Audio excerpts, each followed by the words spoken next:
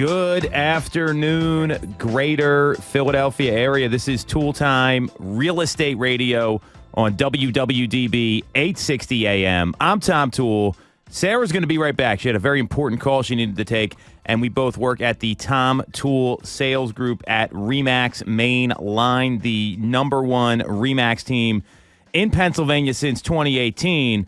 And we've got an interesting show today. You know, we're in this kind of January time period. The election's over. We're seeing that there's maybe some news of, rates are kind of stabilized right now. And we're going to be talking about first why we're not seeing a national home price correction despite these economic conditions. We're also going to talk about what President Trump can actually do to help the housing market after all these executive orders that he put out there. And lastly, we're going to share a stat. This was mind-blowing to me, that 71% of agents did not sell a home last year, according to Redfin. And we're going to talk about what that means for agents, what they can do to differentiate themselves, because if you're part of that 29%, you better be putting the word out. So if you get some value out of this, you'll like what you hear, make sure to subscribe to the channel, hit the bell for notifications. And if you want to schedule a call with our team about how we can help you navigate all of these things that we're talking about here, you can do that with the link in the comments. So why we're not seeing a national home price correction. This is very, very interesting here because there's all kinds of data that's out there. Logan Mohtashami over at Housing Wire does this, and he came out with an article the beginning of this week or the end of last week that said even his price forecast was low. I think a lot of people thought that prices were going to appreciate at a much more normal rate in 2024 than they actually did. If you look at what happened locally in our market, just to give you some perspective, and you know, our Bright MLS is always really good at this stuff here, and it'll share with us what's going on year over year. So if you look at just what happened, the median sale price in the entire metro area metro areas, I should say, for the Bright MLS, prices were up 6.6%. That's a really big jump. If you look at what happened in the Philadelphia area, prices were up 8.7% on the median. These are incredible numbers, and there's a lot of reasons why we're not seeing that home price correction. So, Sarah, what's your take on all this? I mean, you're in the field every day. You're talking to buyers, you're talking to sellers. What do you see as the reason behind the lack of this home price correction that I think a lot of people were kind of expecting? Yeah, sorry. And so I missed the beginning of it. So it was that homes a are lot sitting... of people expected a price correction, and we saw incredible appreciation over the past 12 months, and it doesn't look like it's stopping anytime soon. Right. And so people were anticipating prices to come down? Maybe not come down, but appreciated more like 2 to 3%. I mean, we're seeing 8.7% in Philly and the metro area, 6.7% in all of in Bright's MLS service area, which is like D.C., Jersey, Delaware, those places. Yeah. I think it is one of those things that you have to assume in most cases that prices are not going to come down or even stay steady. Obviously, you don't want to get overzealous and go in offering way too much to the point where it's not going to appraise and or it's going to take a very long time for you to get that value back and built into the home. I think running comps is important. Looking at pending sales, I will often reach out to, depending on the type of home and if it is like a really good comparable, if something's under contract, I will reach out to the agent. I know they're probably not going to tell me exactly what the offer amount was for, but I'll be like, can you give me like a ballpark, or did it go over? Did it go significantly over? Mm-hmm. And you start throwing some words in there to see if you can get a feel for where those pending transactions are going, because that's a good indicator of, active right now, like for what's going on right now, where things are closing at. See, that's the sign of a good agent right there. You're not just relying on the data, but you're actually getting on the phone, talking to people about what's happening real time in the market, because this data is so lagged, right? Even if home sells today, that price typically isn't published for like 2 months. So you're kind of chasing the market down. And when you ask better questions like that, you can get an idea. You can advise people a little better. You may not get the exact answer, but that's asking better questions, which we talk about all the time. And my advice is always in those situations, don't send an email or a text. Get on the phone because, one, they're definitely not going to give you much information if if that's how you're doing it. But and just kind of giving your like, hey, like I've got a buyer, we're looking for this one, we're really trying to be competitive, but like, we got to figure out numbers here. And people are often people often want to be helpful. Not always, but like you come across people that do want to be helpful. So if you get one of those, it's great. Well, and I love that you said pick up the phone, because a text like that or an email, it doesn't have any context. There's no tonality. And when you talk on the phone, like that creates a conversation. So you can, all right, maybe they're not going to tell you it's sold for X price to the penny. You get an idea. It's sold in the range, and that's only going to help people that you're trying to advise, and that's what a conversation does versus like a text or an email. So right, or even if you like are wanting to be helpful, like I don't know that I would put in writing back a number. You're creating a trail. Yeah, well, I think that's there's a conversation, right, versus like something that's documented, and right. I think that's a really smart thing to do. I mean, you're not doing anything wrong, but how else do you answer that question? You can't.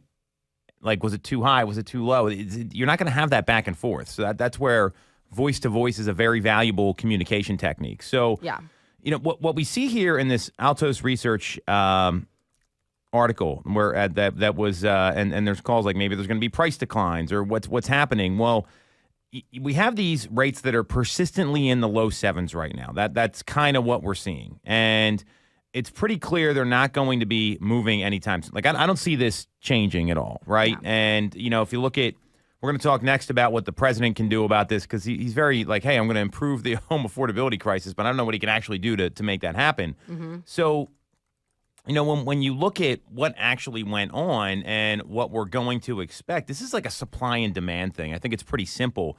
And Barbara Corcoran, she was on CNBC. There was a great Instagram reel about this where she was on Fox Business, excuse me. And, she said that if housing market rates drop by 1%, you could see prices go up like 10%. Mm-hmm. I mean, what's your read on that? Because rates are scaring some people off, even though there is a lot of demand out there. I think it's such a great piece of advice there, because there's that magic number that kind of gets people excited. We've right. seen this. Yeah. So I agree. I mean, I think that when rates come down, people both come out of the woodwork and start getting back into, the search again and to putting offers in again. And then people that have been searching are like, oh, let's take advantage of this rate. And they're willing to come up higher. So it's kind of it's happening from multiple angles for how people are bidding up. And if you go up on the price, that's the price. Now, if you if you're able to secure the home at a lower price, even if it's not the most ideal interest rate, if they do drop a full percent, you've gotten the home at the price that isn't the one that everybody else is coming in and going up tenfold over, and you're able to refinance.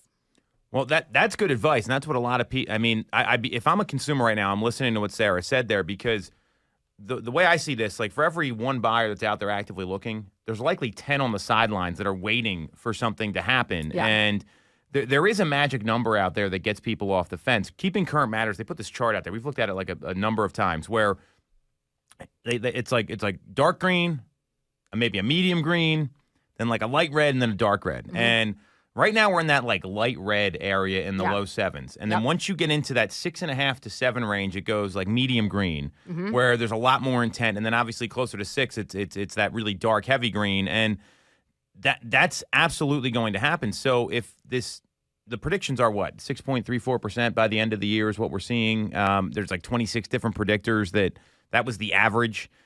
If that happens, I mean, and you're waiting, there's going to be so much more competition, and then you're still looking for a house. Like, that's a year out of your life that you're not where you want to be, and I don't think a lot of people really see that. Right, because I mean, I think what we have to keep in mind here is we are January 28th.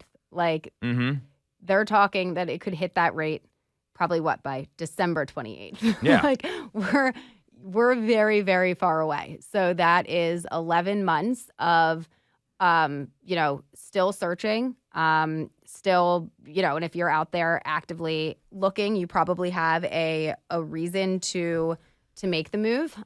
So you're probably not living in a like ideal situation. You need more space, you need to downsize, whatever your reasoning is.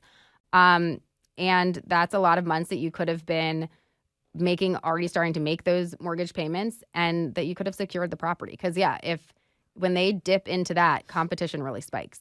And, you look at, to answer the question why we didn't see a home price correction, we're working from the lowest sales figure ever recorded in history in 2024. Significantly lower when we had when other adjustments were made for like the workforce or like COVID-19 and those sort of things. And when existing home sales crashed in the early 80s, they declined from 4 million to 2 million. So there's similarities between the early 80s and the current housing market, because both periods, they experienced significant home price growth, a massive sales decline, and no home price decreases. So you've got this kind of like weird storm that's happening where, especially places like the Northeast, like you can't build your way out of this. Right. That's not going to happen. Active inventory typically decreases towards the end of the year and then starts to ramp up, but it didn't drop below 1 million, which it did the year before. So inventory's kind of hung around there a little bit, and there's so many economic factors right now that I don't see anywhere where there's a home price correction unless like something really bad happens. Right. Like global pandemic, financial meltdown, like that sort of stuff. So, when you get buyers that say this, and we've talked about this before, but I think it's always good to revisit. So what do you say to someone when like, hey, I'm waiting for rates to come down, Sarah? Like we're not doing anything. How do you respond to that? Well, I mean, I think the first question I would ask is what rate are you waiting for? Mm-hmm. And if they say something that is so unrealistic, I tell them that's very unrealistic. If it is, something that potentially could happen, but way down the line, you just kind of want to ask, well, what does your life look like between now and then? And then if prices do continue to increase, and if it hits the rate that you're looking for, a lot of other people are waiting for that as well. So while you're going to have the appreciation that just occurs naturally over time, plus people flooding in because of the low rates to push it up. So if you got that rate but had to pay this amount, this would be your monthly payment, versus here we've got the rate we've got now, but you could get it at this price. Here's your monthly payment. I think there's something to be said for getting the move over with. Like I think people underestimate how much it sucks to move. Right. I mean, like it's one of the most stressful things, and if you find a place where you're going to live next 20 years, I mean, and it's in your budget, like this isn't always like just about the numbers. There's about quality of life here too. So that's obviously a great way to answer that question. What about the people that say they're waiting for more inventory? How do you deal with that? Because I have a certain belief about that sort of question that comes up, but how do you handle that?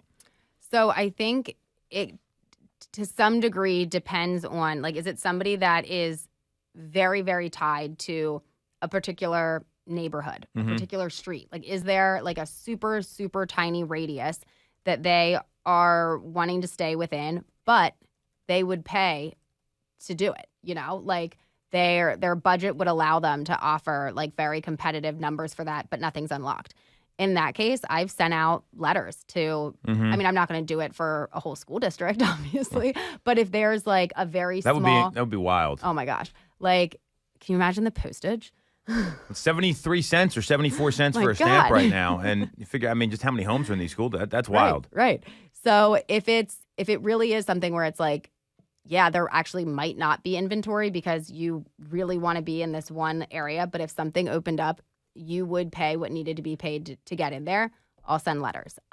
If it's or if it's a place that allows you to door knock, I'll door knock. If it's not that situation, but like, we've got like, this is the area we would like to be in. This is what we would want to pay. This is what we'd want the condition to be.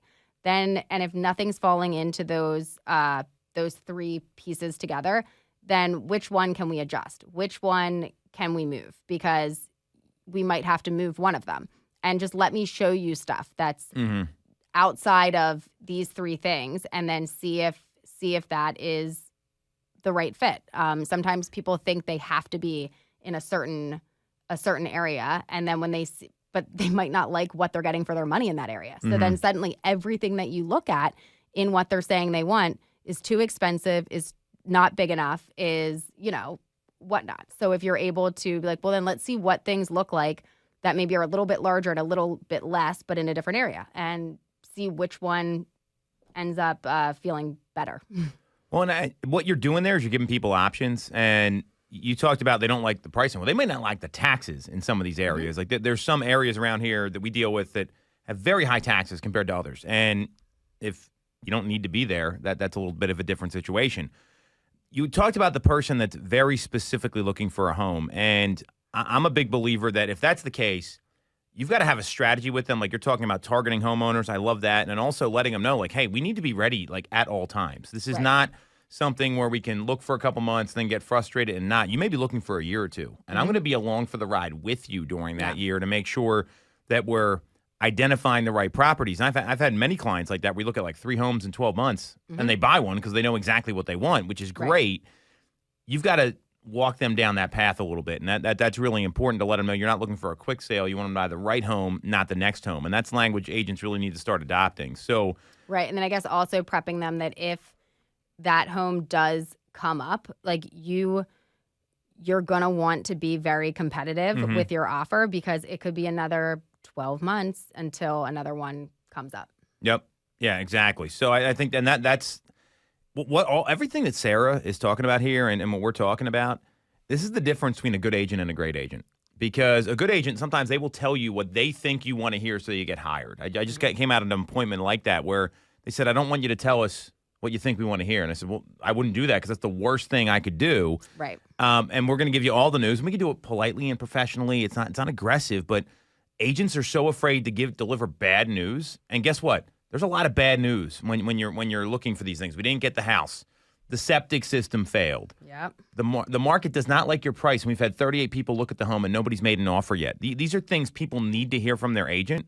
And there's a way to present that that's in a really nice way. Yep. So, that's something that in a market like this where we've got Barbara Corcoran getting on Fox Business giving great advice. We've got, people saying that there's not going to be a home price crash whatsoever. That's really the kind of conversations that are critical to clients having successful transactions and for agents having successful businesses. So now I want to tie this back locally here because there was an article that came out from Zillow just a couple days ago. Zillow's predictions for the hottest housing markets of 2025. So give me your top 5, Sarah. What do you think they would be? Don't read the article. No, I won't. That would be. Well, here they are, Tom. Wait, this is nationally? Nationally. Hottest markets. Is Detroit one? Detroit is not. That's not. I got the top 10 here. Is there one in Ohio? Not one in Ohio. I mean, I wouldn't think there would be, but I was just trying to think of places that would be surprising. Connecticut? Hartford, Connecticut, number 4 on the list. There we go. Shocking number. They have the lowest inventory in the country right now, which is a real challenge. My friend, I know you know Byron up there, Byron Lazine. I mean, they have a real challenge there. Yeah. All right, I'm going to give them to you here. So, number 1, Buffalo, New York. Second year in a row, it's number 1.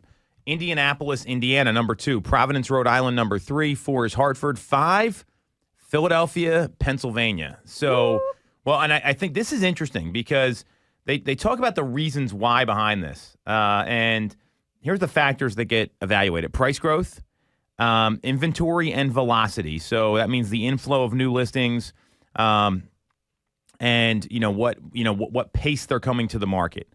Demographics. So, right now, baby boomers and millennials represent 2 enormous generations. They're both very active in the housing market. Baby boomers are not exiting as they age, which is a departure from previous generations, and millennials are aging into their prime home buying years. So they talk about, how active those people are. And the methodology was based on forecasted annual home value appreciation, forecasting acceleration in home value appreciation, listing days per home, 2-year change in total employment, and projected change in owner-occupied households. So Philadelphia was number 5 there. And is that surprising to you? Because that's easily the biggest metro on the list here. I mean, you got 6 is St. Louis, 7 Charlotte. That's another big metro. 8 is Kansas City, Missouri, 9 Richmond, 10 Salt Lake City. Are you surprised to hear this? Not really, because I feel like our location is really good.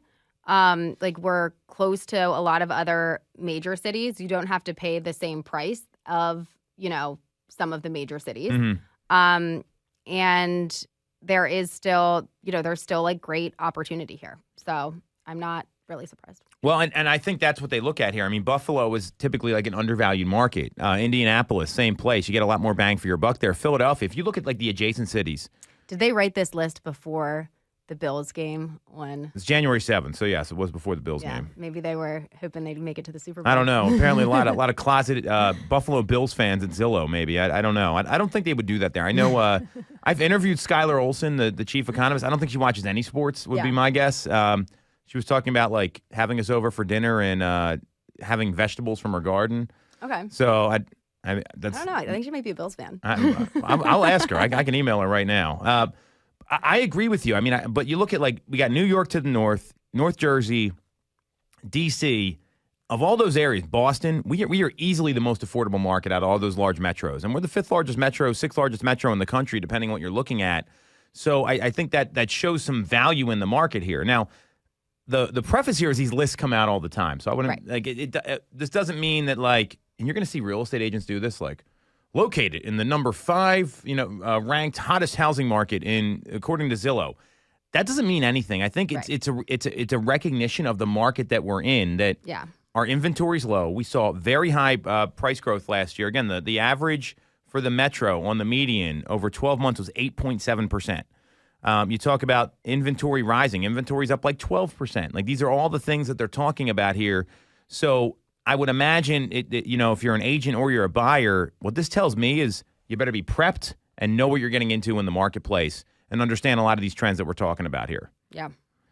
So we're going to take a quick break. We are going to come back and talk about what President Trump can actually do to affect the housing market next on Tool Time Real Estate Radio on WWDB 860 AM. The Tom Toole Sales Group is the number 1 RE/MAX team in Pennsylvania with over $165 million in volume for 2021.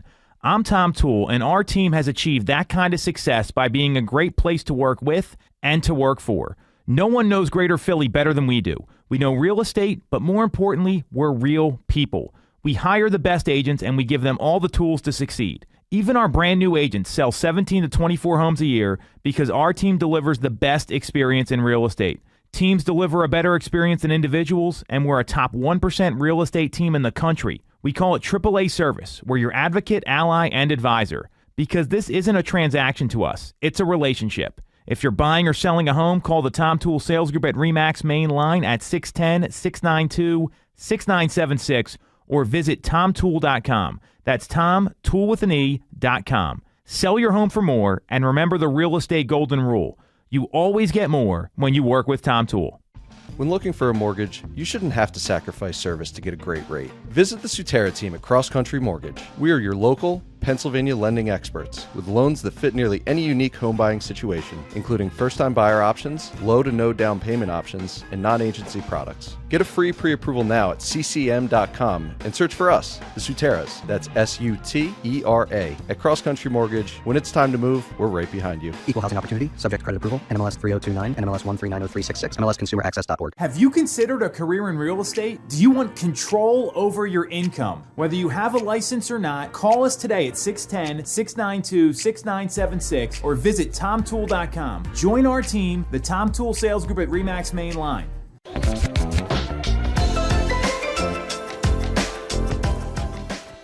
All right. Welcome back to Tool Time Real Estate Radio on WWDB 860 AM. I'm Tom Toole. She's Sarah Tymon. We both work at the Tom Toole Sales Group at RE/MAX Mainline, the number 1 RE/MAX team in Pennsylvania since 2018. And we are talking about, after all these executive orders, that was the most executive orders ever in the past 5 presidential terms that got signed. Like that was pretty wild. And good or bad, I mean, you like to see action, and this isn't meant to be political, but they did talk about housing, so that's what we're going to talk about here. And there was an executive order that was signed to address the housing affordability crisis. And, I think there's a question here. Like, what can the president actually do to help? Because a lot of this has to do with the market more than anything else. And what I do appreciate, there's not some, like, home buyer credit or some sort of, like, program like that I think could really harm the housing market. Before we get into what the president can actually do, what's your take on that? Just kind of, because this happened, like, right before the show last week, and then we read it, we talked about it, but there wasn't a whole lot of meat to it. You mean for the pertaining to the housing market? Yeah. I don't know. I mean, you're going to need an actual plan. Because I think for last week, it was just a broad statement of like regulatory costs and increasing housing supply and lowering rates. Right. So I think that unfortunately with some of these bigger issues like this, there's so many different layers to it that there's a trickle down effect that you have to kind of look out quite a few steps ahead for doing one thing, how that's going to, kind of snowball. So I'm hoping that any plan that he comes out with is being carefully reviewed with people that can kind of analyze how that's going to play out. Yeah, and I imagine that would be the case. I mean, the executive order is like a directive more than anything else. Right. And you got to vet these things. I mean, with past administration, there was maybe 3 signed the first day or 6. I mean, they signed 100. That was incredible, but that's not what we're going to be talking about here. So, when you look at what he can or can't do, I think the first thing is a lot of people think that although he did appoint Jerome Powell, you can't tell the Fed what to do. That is not part of the job description here. And we do have a Fed meeting coming up this week, so that's going to be pretty interesting. And I think there should be some interesting questions and answers. But he can't tell the Fed to lower rates. That's not an option. So I know you're not a huge sports fan, but you ever see the coaches, they really work the referees? Mm-hmm.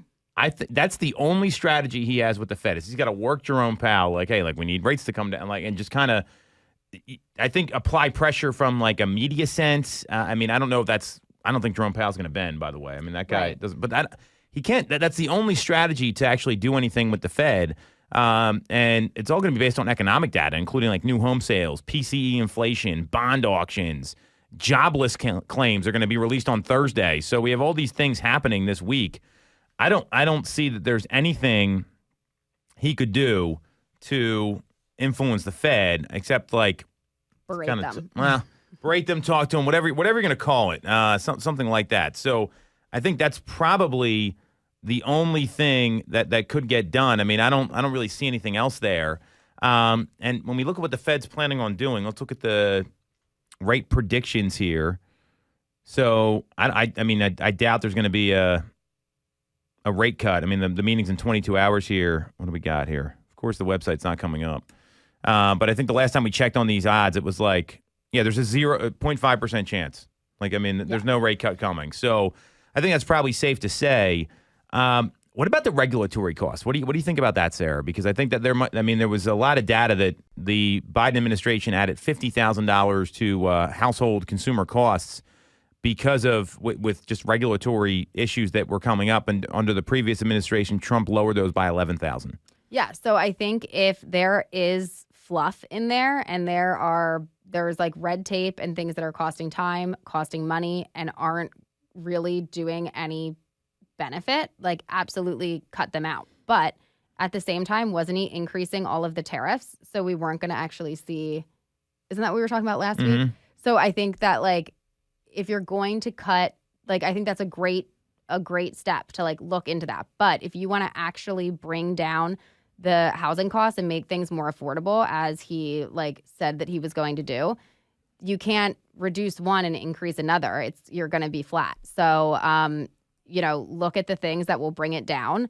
And, but I'm not opposed to that, to looking at to cutting out some of the fluff. And if there are just ridiculous fees in there that aren't necessary, that are driving up the cost, get them out of here. I mean, politicians are notorious for putting pork into bills. And it's oh, by the way, we're going to give this money to my local cause or something like that. So, with this Department of Government Efficiency, hopefully they eliminate a lot of that. I think I don't care what side of the aisle you're on, less spending on nonsense, I'm all for. Yes.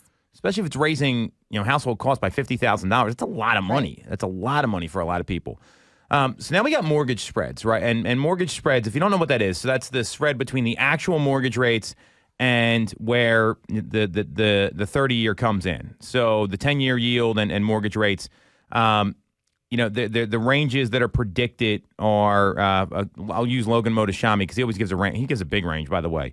range for mortgage rates 5.75 to 7.25. Like, I mean, come on, man. Like, Okay.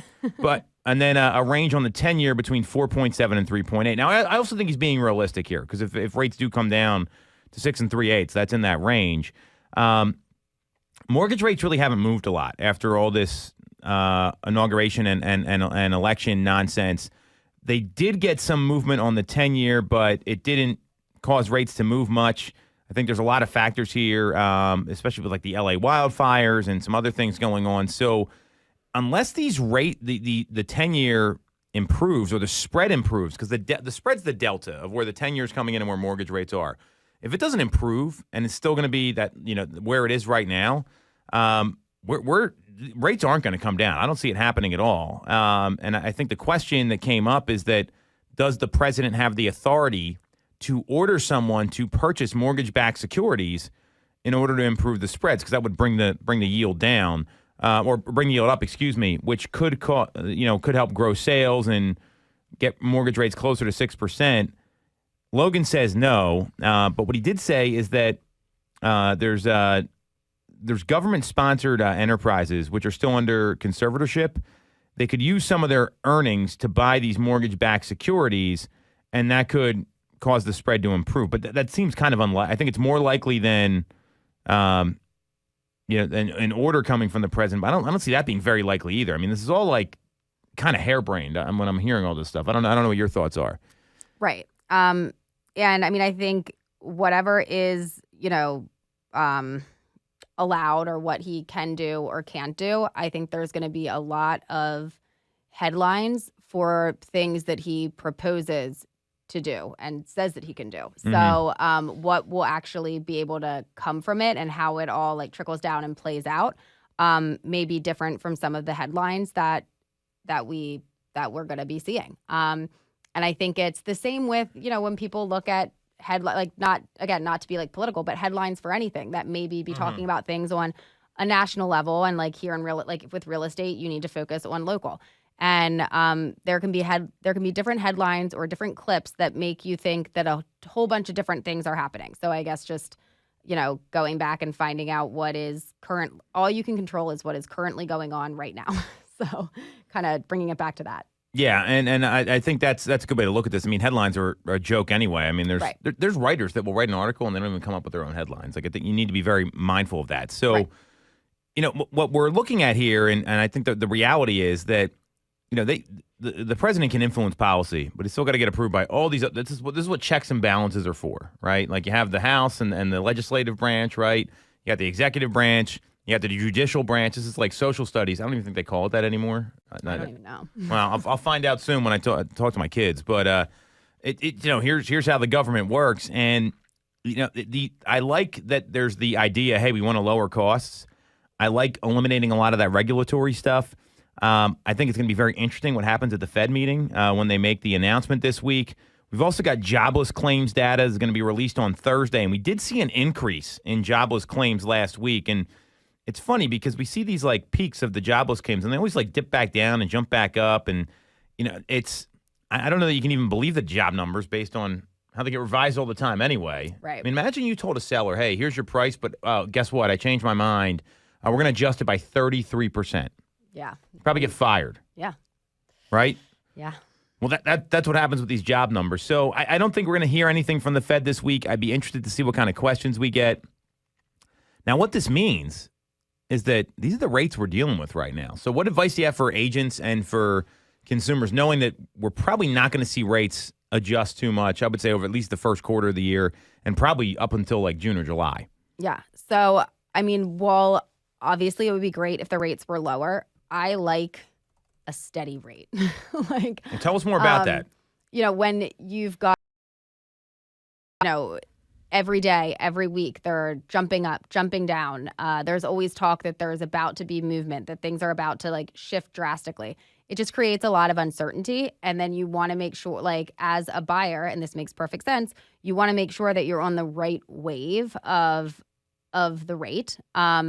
But we can't time that. And it will often kind of cause almost like a paralysis to do anything, because if you get under contract today and your rate is one thing, but if you waited a week and it was going to be something completely different, like I can see why people would want to kind of like hold out or just like see where things go and see how things are going to shift. But then you're going to miss out on good opportunities.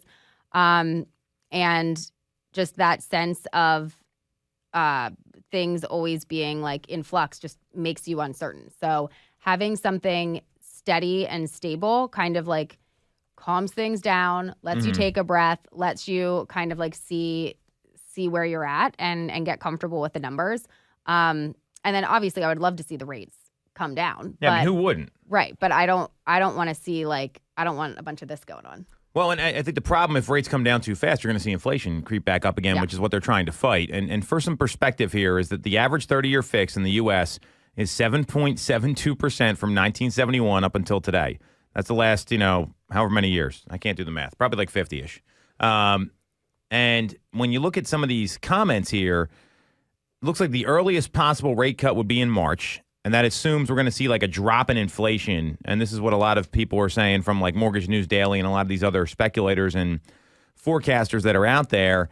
And, the president is going to make it known if he doesn't like the decision. So I think that's what we talked about, kind of lobbying the referee a little bit here.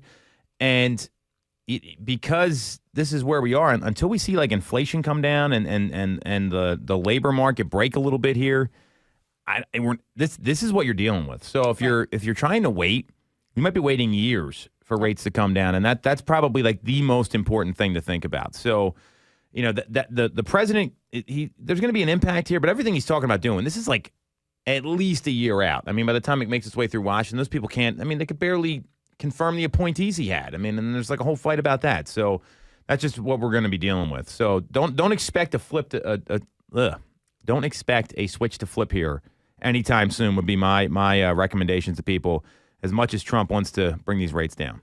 So we're going to take a quick break. We're going to come back. I've got this really interesting stat here that 71% of agents did not sell a home last year.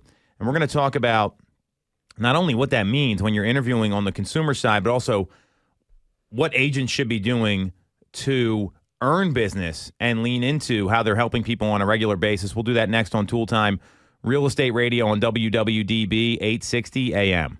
I'm Tom Toole of the Tom Toole Sales Group at RE/MAX Main Line. If you're thinking of becoming a real estate agent in the greater Philly area, I have a special offer for you. Our team did $165 million of volume in 2021, making us the #1 RE/MAX team in Pennsylvania and a top 1% team nationally. Our agents love us because we offer them a successful career, a great life, and an unbeatable culture. Agents who've been with us for at least a year average 30-plus sales. Even our brand new agents average 17 to 24 sales a year. We offer proven systems and expert training. We help you set more appointments and sell more houses. Now here's the offer. If you don't have a real estate license yet, we offer real estate scholarships so you can get one for free. Check it out at realestatescholarshipprogram.com or visit the Tom Toole Sales Group at RE/MAX Main Line at tomtoole.com. That's tomtoole.com. Get more out of your real estate career, and remember the real estate golden rule. You always get more when you work with Tom Toole. When looking for a mortgage, you shouldn't have to sacrifice service to get a great rate. Visit the Sutera team at Cross Country Mortgage. We are your local Pennsylvania lending experts with loans that fit nearly any unique home buying situation, including first-time buyer options, low to no down payment options, and non-agency products. Get a free pre-approval now at ccm.com and search for us, the Suteras. That's S-U-T-E-R-A. At Cross Country Mortgage, when it's time to move, we're right behind you. Equal housing opportunity, subject to credit approval, NMLS 3029, NMLS 1390366, MLSconsumeraccess.org. Have you considered a career in real estate? Do you want control over your income? Whether you have a license or not, call us today at 610-692-6976 or visit tomtoole.com. Join our team, the Tom Toole Sales Group at RE/MAX Main Line.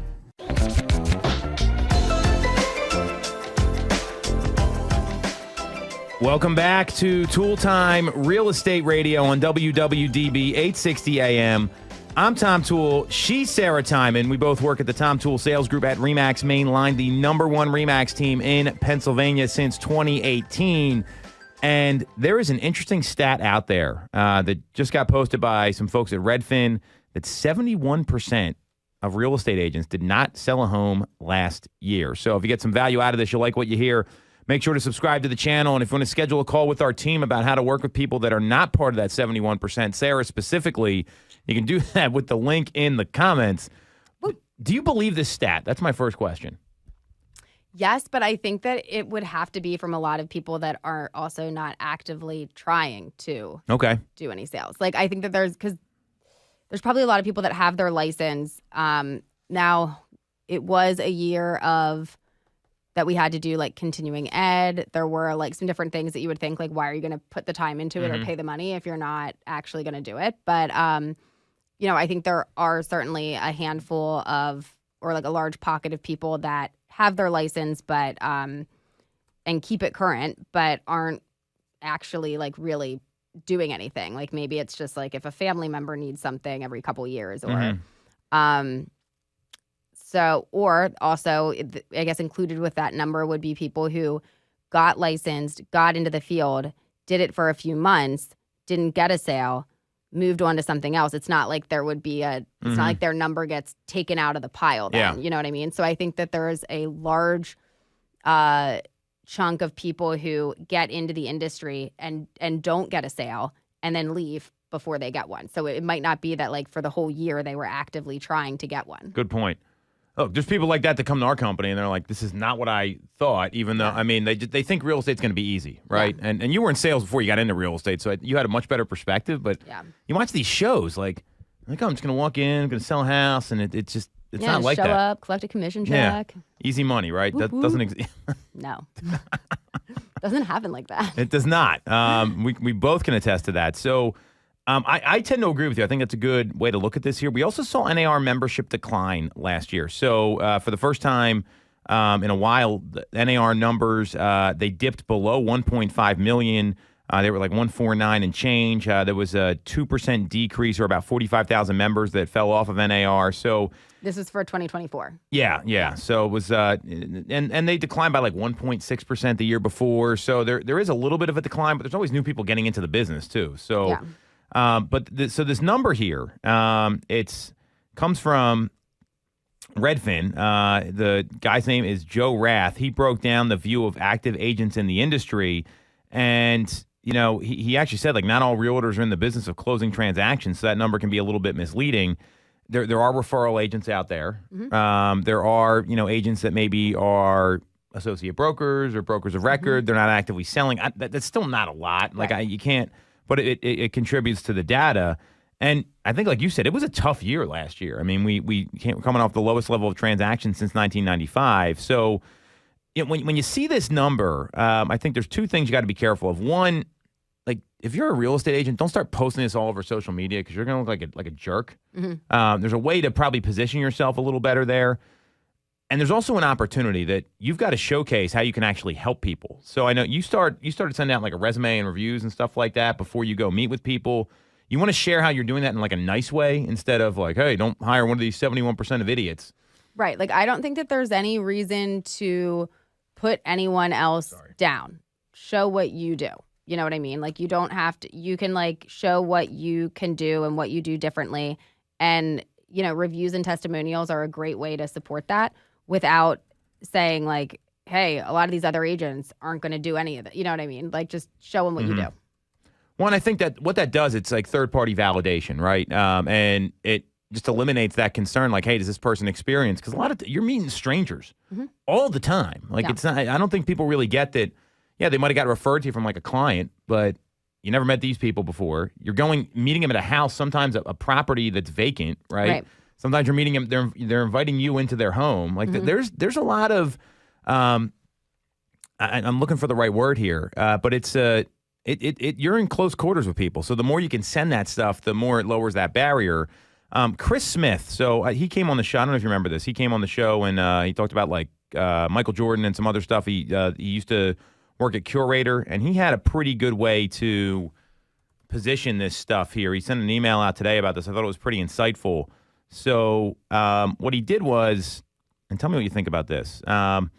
So there's this stats out here, right? So there's a couple video ideas. So you could do a hook. Did you know 71% of realtors didn't sell a single home last year? And discuss why. Part-time agents, market competition, and how you're different. And then, hey, message me if you want to work with someone who's active in the market. What do you think about that idea? Yeah, I mean, I feel like it's not terrible. Okay. Here, not terrible, Chris. I'm going to send you this one. I like this hook better. Let me show you what makes the top 29% of realtors stand out and highlight your unique value, market knowledge, listings, client first service, whatever you do differently, and proud to be, out there helping a lot of folks. Yeah. See, I like that one more because it's showing what you do, not saying what others don't do. Yeah, I'm a positive Pete, right? Yeah. I don't think there are some times when you need to be very real with folks, especially if you're interviewing. That as a marketing piece, I like number 2 better. And then here's number 3. Here's the hook. Why are so many realtors not closing deals? Let me show you what it takes. Then you share a day in your life and showcase everything you're doing to help your clients. I do kind of like that for like showing all the back end work because like I feel like the thought is that the agent just shows up and opens the door and then like they just like write the offer and then like do when really there's a lot of back end stuff that's happening before you get out there. But at the same time, I feel like they feel as though all you're doing is opening the door. No, like it's very easy for people to hit you with like 75 questions, like rattling them off. So like they do expect you to know, but they also like think that maybe it just like is already in your head and that you don't have to like look it up or find it out or do research or make calls or run. Yeah. So like in all of that stuff, piecing all of that together takes time. So I do like the idea of showing like, all right, if my day today is, X, Y, and Z, like this is all the stuff that went into X, Y, and Z. So I like that. I like this because agents historically do a really poor job of explaining all the things they do behind the scenes. And that comes from that initial appointment where, hey, here's everything we're going to do differently to get your home sold. Here's everything we're going to do differently to help you find a property. And it gives you a lot more confidence because if you get asked the question, hey, what are you doing to help me with my home search or what are you doing to sell my home? You did a bad job at the first meeting. And that doesn't create a lot of trust. So I think that's pretty valuable. I do like this one. 2 and 3, thumbs up. The first one, and the first one's probably going to get the most reactions. No, it probably will. So I don't think it's bad if you're looking from to like engage a marketing, people. Yeah, no, I'm sure it will. It'll probably get the most. That's the best hook. Yeah. Maybe not I like to stay positive. I'm with you, Sarah. So there's a couple social posts. So we talked about the power of 71%. Then you have like some slides, and we do these for the team. 71% of real estate agents didn't sell a home last year. Here's why many aren't active or full-time. What does this mean for you? Work with a realtor who's in the game. DM me to work with an experienced agent who gets results. What do you think about that? Yeah. Yeah, because I think it's, it is saying that 71% don't, but like it's highlighting what you do. So yeah. The next one I love, client success story post. Last year I helped blank families. Here's why I'm in the top 29%, ready to make a move. Let's chat. And then you like, anytime you tell the story, see, I don't know that text is necessarily great, but we've been doing this. Like, hey, this person, they lost out on 3 other homes. And they met me, and we came up with some unique ways to do this. And we found them a great property, and there's like a picture of you with that person. That kind of stuff sells. I like the story approach better than anything else that's been suggested here so far. Right. Yeah, I like the story ones. All right, here's one more. Email subject line. 71% of realtors didn't close a deal last year. Here's how I sold blank homes in 2024. And then you walk them through like what you do differently for clients is like an email marketing campaign. Well, I guess as long as you have a good number that you can put in there for what you sold. Yeah, if it's not 2, right? Right? I mean, like 71% sold none. I sold 1. Yeah. Well, you're already in the 29%, so that's not bad. I do think there's something to this. Yeah. And I've used this stuff on social, but it's got to be in a positive way. I really caution agents not to be very negative about this because then they're going to, there was, I forget who said this. We were talking about it, I think last week at the office where like people say stuff, but it's like, so what? Like what's in it for the consumer? And you've got to be really mindful what kind of energy you're putting out there. I do like making this a talking point. But it's got to be positive. I think you got to really make sure that this is like a positive thing. Yeah, I agree.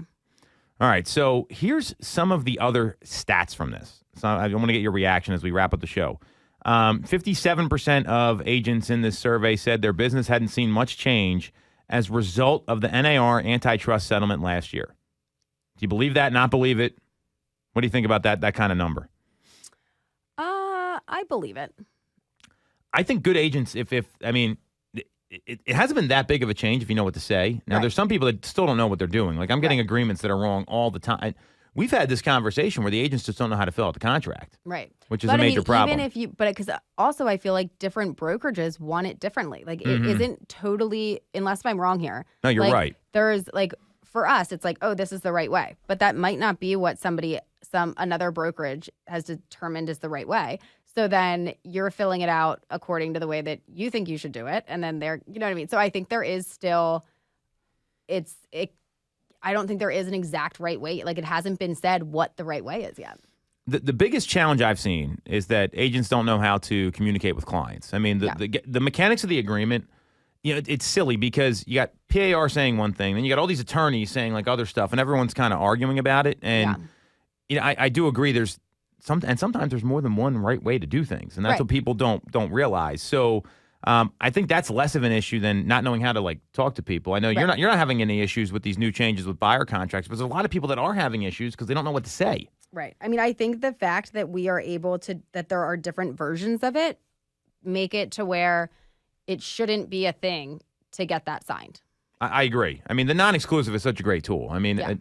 I could understand if it was all exclusives and you didn't have flexibility and your options were it's exclusive and it's 6 months or 12 months. Yeah, I think that a lot of people would then have an issue there.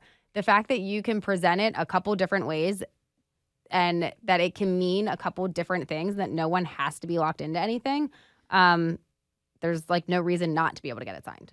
Well, and a good salesperson, a good agent, a knowledge broker, they give people options, right? Yeah. And you've got to count on yourself hey, I'm going to win this person over. I'm going to give them such good service they can't go anywhere else. Because if your strategy is to lock people up in contracts, you're not going to have a long-lasting business. Right. And there are agents, that's their strategy. I'm just going to get them to sign this, and then whatever happens, the home will sell itself. That's bad business. So I do agree with you there, Sarah. That's a great point. Here's another question here. So 52% of the people that answered the survey with Redfin, they expect commissions to decline modestly or significantly in the next 12 months. What's your reaction there? I don't think so. We're seeing people get paid more because they're delivering more value all the time. I mean, I know, and I think there's an opportunity to go out and win some serious business. I don't agree with that, and especially if 57%. I mean, it depends who the survey respondents are, right? And if it's a lot of Redfin agents, I mean, Redfin agents, it's a much different model than what you and I do. We're really trying to be someone's advisor. So, and the data actually shows that commissions have been pretty stable over the past 6 months since this got rolled out. So, I don't agree with that at all. The last thing I got here, and then I got a question for you. So, we see that these questions come up in these surveys all the time where 38% of people said their business has been negatively impacted by the antitrust settlement. I mean, is that surprise, no surprise? What do you think there? And 5% said it was impacted positively. Yeah. I'm not surprised, but if you're doing what you need to be doing, it shouldn't be. You know what I mean? Mm-hmm. It's forcing some conversations prior to I would say in the long run, it creates less time wasters because you're forced to have some of these conversations up front. And if somebody can't give you their attention to get through a brief version of what's up and be willing to either, if at that moment they don't have time to fully go through it, if they can't give you another time to talk or they can't get back to what's actually very important, why should you run out and show them stuff? That 5% number to me says it all because there's always opportunity when there's changes in any industry. Yeah. And if you know how to talk to sellers, you know how to talk to buyers, you put the work in, you prep for this, you can go thrive in this kind of market because a lot of people probably haven't even read the new agreements yet that they're getting people to sign. Right. So I see a lot of opportunity coming out of this, and I think that 5% number, that tells you, the top 5% of any business usually is the one that thrives. So good stuff, Sarah. That's all we got for this week's episode of Tool Time Real Estate Radio. Hopefully you got some value out of this. If you did, just make sure to subscribe to the channel. And if you want to talk to a killer agent, Sarah specifically, click on the link in the comments. We can help you with whatever you need. We'll be back next week on Tool Time Real Estate Radio on WWDB 860 AM.